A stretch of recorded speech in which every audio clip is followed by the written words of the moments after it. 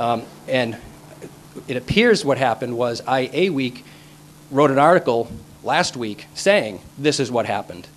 And it wasn't until after that date that the Secretary's office decided, yeah, we probably should notify these men and women that their personal data has been disclosed. And the letters went out July 1st, and they were being received when most of us were going on our long holiday weekend. So a lot of these people were blindsided. And it appears from the spokesman for the Secretary's office that there was a real debate in-house. Well, does the law that applies to everybody else apply to us? Well, the spirit of the law is, yeah, it applies to you. And if you've got somebody's eye color and hair color and all that other information, you must have their email addresses. It would have been easy to send an email out. It would have been easy to go to the press and say, there was disclosure, contact this office. I checked on his website the day after this all came, the day after the holiday weekend, so it would have been the Tuesday, and I didn't see anything on there, but later in the day I did, thought I missed it, but one of the advisors I've talked to, somebody who was directly affected, said this wasn't on their website at 9 o'clock in the morning. So they really delayed, and to me that's the problem, is the response. Everybody makes mistakes. Mistakes happen. It's how you deal with the mistakes, and I think that was a pretty big mistake. I know I wouldn't want it to have happened to me. I know that this is a tough race for me. I know I'm running against somebody who's been on Beacon Hill for 40 years in one capacity as another, either as state rep or state senator or as Secretary of State. He's been in this particular office for 4 terms, and he'll be in there for 2 decades if he's reelected. I know it's a big task, but it's one that I think is important. It's one, I have a position that I love that I've had for going on, as I said, 13 years. I walk to work in the morning. It's 5 minutes from where I work. I can go home and have lunch with my wife. But I think it's important. I think we all think it's important. That's why you're here tonight, to get involved. It's time for change. I'm willing to step out of what I think is a pretty good life to take this chance to say, I think it's time for me to go to Boston, the rest of us to take a role in getting us into Boston, because we need some change.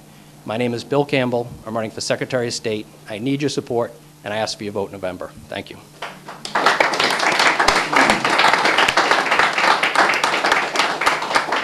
Does anybody wish to have any questions? You never mentioned the Secretary of State. It's Bill Galvin, am I right?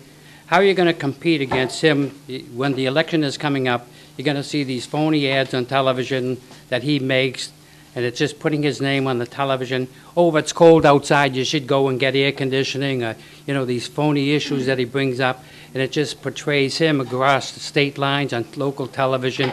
It's going to be hard to compete if you're running against him because you don't have equal time, which probably you should. Or bring that issue up when there is an election coming up. Should he be allowed to make those political, to me they're just political opportunities for him to get reelected?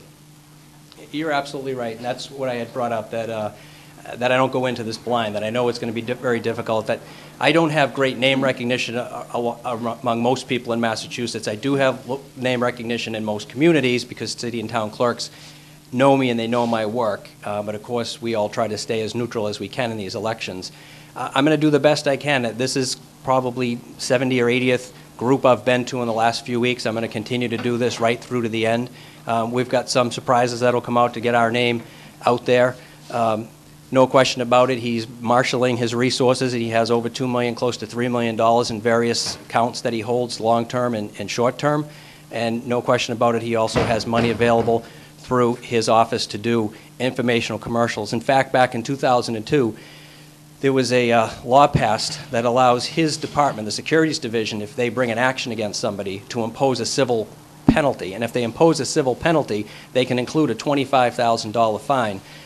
In addition, that's kept by his office and is used for enforcement, investigation, and dissemination of information, which you can read as additional commercials.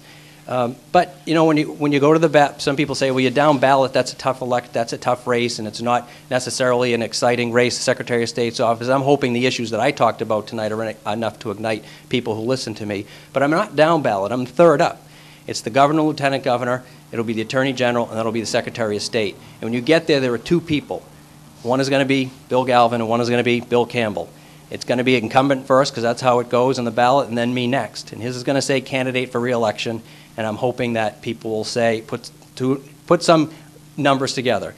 An incumbent who's a Democrat, who's been there for a long time against I don't want to say a young guy, turned 50 a couple weeks ago, but I still will say a younger guy, a new face, a new voice, and that's the way I got to do it. I don't have $1 million.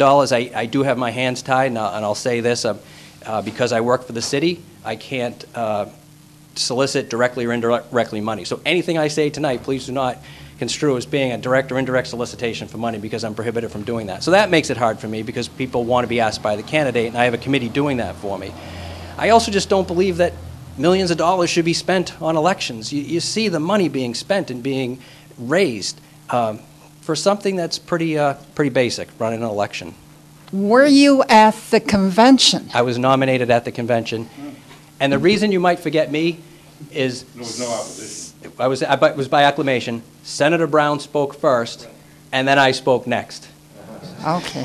So There was so much I was commotion. standing in the shadows of Senator What? Brown. And the challenge was to collect 5,000 signatures. We collected over 6,500 from over 250 communities in Massachusetts. And then we went to the convention and received the endorsement of the Republican Party. I'm the only Republican candidate on the ballot, and I'm endorsed by the party as well. Okay, well, good luck. Thank you. Anybody who listened to the news in the last few days has heard the fact that it's been disclosed that there were over 500 fraudulent voters in Michigan, enough to actually change the gentleman that was elected. Al Franken. Yeah. Minnesota, what did they say? Oh, Michigan, yeah. It's hard to tell those two. But clearly, it's a little late in the game, almost, 9 months, to disclose the fact that there were fraudulent voters who obviously changed the outcome. Do you have a thought? I know you stated you're opposed to it, and I agree with you about voter ID and same-day registration for the same reason, but do you have a plan in mind, something that the legislature would be kind of embarrassed or forced to make a change? Well, I'm surprised they haven't been embarrassed or forced to require IDs, because it seems to be 75 or 80 or more % of the people in Massachusetts have said that they favor IDs at the polls. Clerks are the ones who run the elections. The secretary doesn't run the election. Day to day, they're the ones that get up at 5 in the morning, make sure people at the polls make sure things run. And we've been asking for years, I know as long as I've been involved, to have a comprehensive look at the laws. There's about 600 pages, single spaces of election laws in Massachusetts. And I think that's much too complicated. A lot of it's older and needs to be done over. And I think that's the way we do it. And this isn't going to, I'm not saying I'm creating a commission, definitely not. These are clerks who are already working in the field who have said, we want to do this, let's work as a team. And I think you need the secretary to do that. I'll give you an example. In the October 08 election, so that's the big historic election that we're going to have unbelievable turnout in, 6 days before that election, a major law passed affecting election laws that blindsided election officials in the communities. And we asked our legislators, where did this come from? And they said, oh, Bill's bill? It was Bill Galvin's bill. And what it did is allowed somebody who moved from a community to go back to their old community for up to 18 months if they failed to re-register in their new community. Now, you already have, that's an old, long-standing law in Massachusetts. You can go up to 6 months on a state election back. But now they extended it to 18 months. We had a separate ballot for regular voters and the 18-month voters. And the 18-month voters could only vote for president and the United States senator. And then they had a different affidavit than the other affidavit we had. And we had another roster and another roster. And this is 6 days before the election. And we had already trained our poll workers. I mean, you have training every year, got them ready, and we were done. And all of a sudden, we had to get word out to our poll workers, hey guys, there's something else big coming. What I ended up doing, it goes back to law school, is I did a flow chart. If this comes in, follow this. If this comes in, follow that. And we shared that with other clerks across Massachusetts. But the point is that if the secretary wants something through, they do give great weight to the secretary's opinion, and they are able to get something through. And I would use that. I would use my office to affect good, positive change. And I wouldn't be afraid to talk about it. You know, there's one bill right now, we just got an email, the clerks got an email from an organization that is in favor of all these good government ideas that really are not good government ideas. And what they want to do is allow 16-and-a-half-year-olds to register to vote. Now, they wouldn't be able to vote, they'd be pre-registered to vote. So that when they turned 18, they wouldn't have to worry about registering to vote. However, we know how often people move. And you're creating a new bureaucracy, a new system, a new list, and you're going to create an expectation in these kids that they don't have to do anything else.